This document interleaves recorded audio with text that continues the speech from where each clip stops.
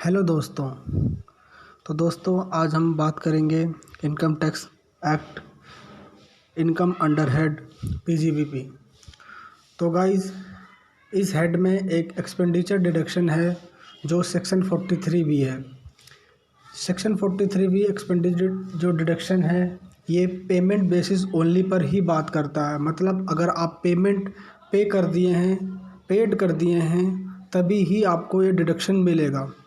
आप जैसे 2019-20 financial year का आप इनकम टैक्स रिटर्न फाइल करना चाह रहे हैं तो उसमें आप प्रॉफिट एंड लॉस में या जो टैक्स है या जो भी खर्चा है उसका अगर आप डिडक्शन लेना चाह रहे हैं 2021 में तो उस आपको पेमेंट ये जो लाइबिलिटीज़ हैं आपको पहले पे करनी पड़ेगी, तब आपको ये डिडक्शंस मिलेंगे।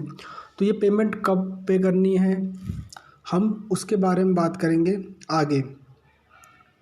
तो गाइस सबसे पहले हम ये देख लेते हैं कौन कौन से ऐसे जो एक्सपेंडिचर हैं जो इसके अंडर हेड आते हैं। तो गाइस सबसे पहला है एनी टैक्स ड्यूटी और सेस। तो गाइस आपकी कोई भी जो भी टैक्स जो पेबल है, ड्यूटी है जैसे कस्टम ड्यूटी, एक्साइज ड्यूटी और सेस एक्सेट्रा, जो भी टैक्सेस हैं अगर ये आपके पेमेंट पे नहीं होते हैं तो आपको डिडक्शंस नहीं मिलेंगे। दूसरा बोनस और कमीशन। आप बोनस और कमीशन को भी पेबल बेसिस पर आप डिडक्शंस नहीं ले सकते हैं।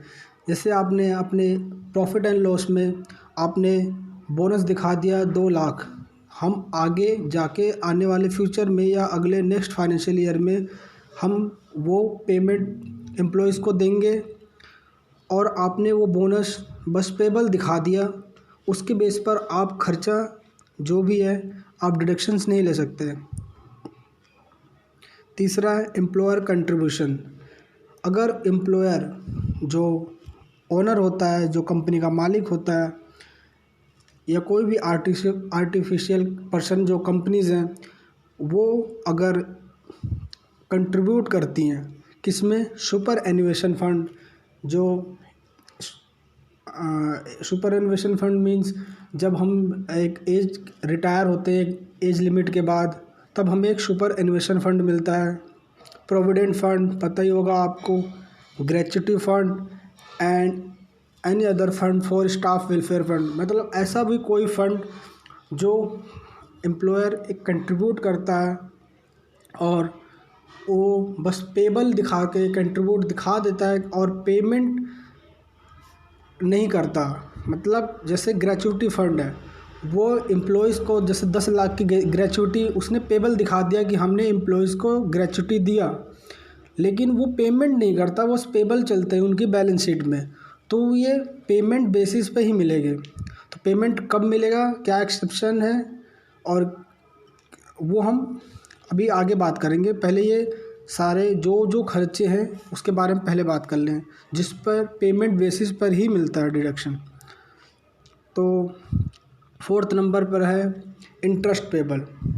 Any amount payable as interest on loan borrowed from any public financial institutions, state financial corporation और स्टेट इंडस्ट्रियल इन्वेस्टमेंट कॉरपोरेशन और एनी शेड्यूल्ड बैंक। मतलब आप किसी भी ऐसे से आप जो लोन लेते हैं उस पर आपका इंटरेस्ट एक्रूड है। आप जैसे 10 लाख का लोन लिए, उस पर आपका 1 लाख इंटरेस्ट बना और वो इंटरेस्ट आपने पे नहीं किया, जब तक आप पे नहीं करोगे वो आपको डिडक्शन नहीं मिलेगा, भले आपका वो एक्सपेंस है।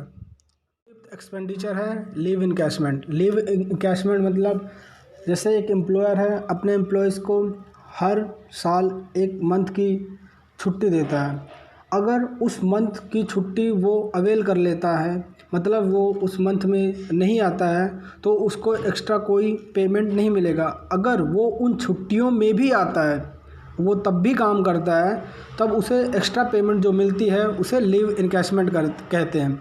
अगर मान लो 30 साल के करियर में कोई अपने 20 मंथ्स वो नहीं आता है तो उसको वो एक्स्ट्रा बेनिफिट नहीं मिलेगा। लेकिन अगर वो 20 मंथ्स उस मंथ में जो छुट्टियां उसको मिली हैं उसमें वो तब भी आता है, तो उसमें उसको एक्स्ट्रा जो इनकम होगी वो उसका लीव इनकैशमेंट होगी। और लीव इनकैशमेंट भी ऐसा नहीं है कि आपने उन बस पेमेंट एक्रूअल बेसिस पे आपने दिखा दिया और आपने वो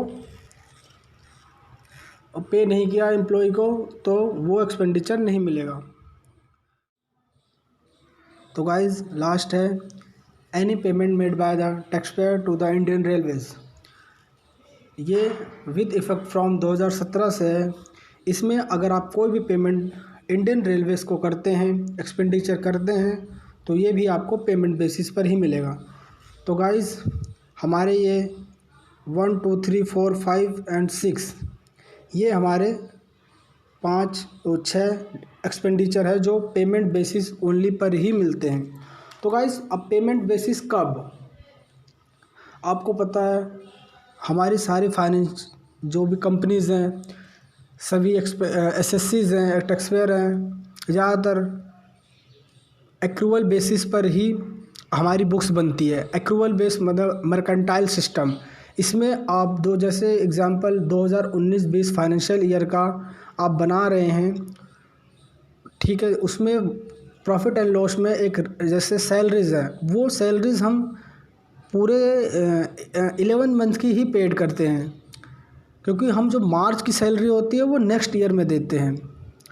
तो गाइस जो हम नेक्स्ट ईयर में देते हैं वो एक्चुअल में पेड नहीं हुआ तब भी हम उसका डिडक्शन ले लेते हैं। ऐसे बहुत सारे खर्चे हैं जो एक्रूअल बेसिस पे मिल जाते हैं, लेकिन ये 6 ऐसे एक्सपेंडिचर हैं जो पेमेंट बेसिस ओनली पर ही मिलते हैं।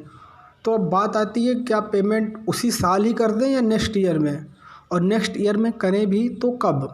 तो गाइज़ हम जब नेक्स्ट ईयर में पेमेंट करनी होगी before due date of ITR filing. अगर आप अपनी 2019-20 की ITR 2021 में फ़ाइल करना चाह रहे हैं तो 30 सितंबर से पहले पहले ये आपको पेमेंट कर देनी है। जैसे कोई टैक्स है, जैसे GST टैक्स है, अगर आप 2019-20 का टैक्स जैसे पेबल बनता है 5 लाख और उसको आप पेमेंट करते हैं 2021 के 30 सितंबर के बाद, मतलब 30 सितंबर 2020 के बाद, तो वो आपको उस नेक्स्ट ईयर में वो आपको डिडक्शन मिलेगी, ना कि इस साल। वो आपका 30% स्लैब के टैक्स के अंडर वो आप पर टैक्स लग जाएगा। तो गाइज़ हमने जो ये 6 जो हमारे एक्सपेंडिचर हैं, ये जो चार्टर्ड अकाउंटेंट है जब हमारी फर्म ऑडिट होती है तो ये 6 जो अगर ये पेबल बेसिस पर ये एक्सपेंडिचर हैं तो ये ऑडिट रिपोर्ट में भी जाते हैं, जिसके द्वारा हमें इनकम टैक्स ऑफिसर से नोटिस आता है और वो इस पर हमें टैक्स मांगता है। तो गाइस अभी हाल में ही हमारे क्लाइंट का ऐसे ही 5 लाख के करीब टैक्स बना था जो वो 30 सितंबर के बाद पेमेंट करे हैं। उस पर भी हम एक वीडियो बनाएंगे।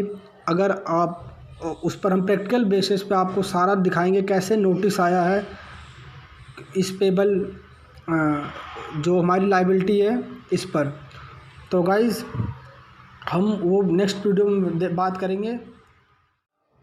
तो गाइज़ ये सेशन कंक्लूड करने से पहले हमने क्या क्या सीखा, हम एक डिडक्शन के बारे में बात कर रहे हैं, एक्सपेंडिचर डिडक्शन, जो सेक्शन 43 भी कहता है कि हम आपको कुछ ऐसे एक्सपेंडिचर हैं जो जिसका जो डिडक्शन है हम उसे ओनली पेमेंट बेसिस पर ही देंगे, और वो पेमेंट बेसिस जो फाइनेंशियल ईयर के नेक्स्ट असेसमेंट ईयर है उसमें हम आपको 30 सितंबर से पहले पहले आपको जो भी पेबल है आप उसको पे कर देते हैं तो आपको डिडक्शंस मिलता है। नहीं तो फिर वो उस पर हम 30% टैक्स उस पर जो टैक्स ऑफिसर है उस पर नोटिस भेज देगा और उस पर हमें टैक्स भरना पड़ेगा। तो गाइज़ हम ये सेशन अब कंक्लूड करते हैं। Thank you.